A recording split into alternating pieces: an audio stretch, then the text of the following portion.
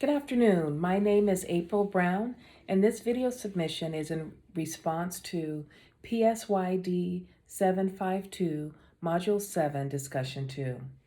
Today, I'm going to discuss how service research can help improve areas within the school bus industry for which I am involved. School bus carriers operate the largest mass transportation fleet in the country.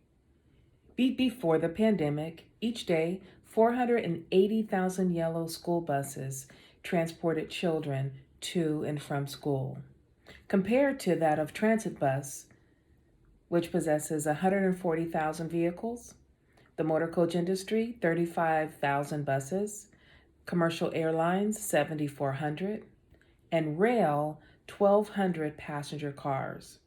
As you can see, the school bus fleet in the United States is 2.5 times the size of all forms of mass transportation combined. The yellow school bus has always been and is still the most efficient, cost-effective, and by far the safest way to get school children to and from school. But there are circumstances that we are facing that is presenting some major challenges. The industry has overcome great challenges in the past, and as I speak, we are facing new ones. Changes in society, community, the economy, and the educational system equates to changes for the yellow school bus industry.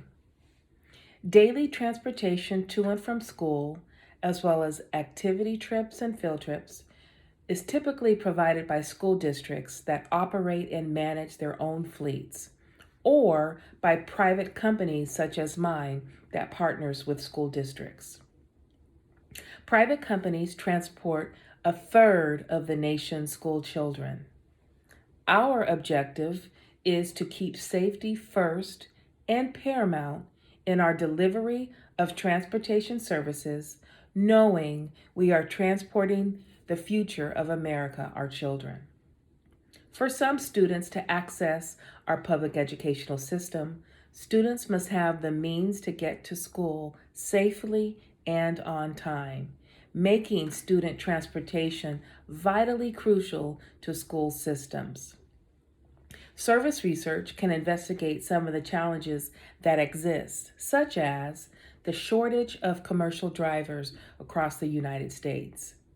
Public policy must reflect the community's interest in maintaining safe, reliable, and most of all, stable transportation for our children. The most significant threat to student safety is the dismissal of the yellow school bus fleet. In states where school districts are not required by law to transport students, boards of education often view student transportation as a luxury, and that can be easily rejected relative to other budgetary concerns.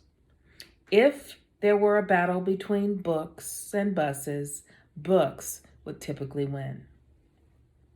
The merging of federal and state laws related to school transportation means that districts and contractors often operate in a complex regulatory environment.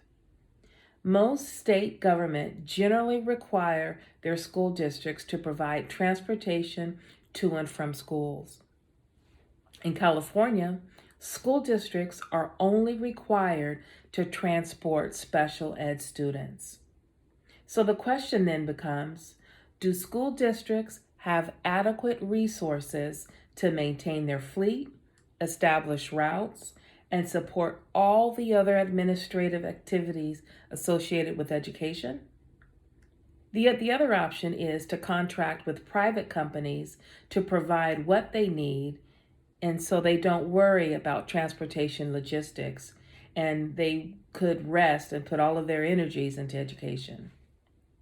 For example, pre-pandemic, California had 1,200 state-certified school bus instructors that provided training to 977 school districts in California. Post-pandemic, California lost 600 state-certified school bus instructors. This mass exodus of state-certified state instructors, and these persons are responsible for preparing school bus drivers in the industry, has created a void. The driver shortage is the worst that it has than was prior to the pandemic. The school bus industry will look different post-pandemic. Service research can help look into where do we go from here. That would be the first step in a very highly regulated industry as the demands change and for contractors wanting to be in a viable position to respond to the demand. Given the complexities of aligning school bus student transportation and instructional models, a collaboration and statewide dialogue with strategies and various scenarios will need to be had. It is critical to address the void and find ways to address it so that safe, reliable, and stable student transportation is not compromised. Thank you.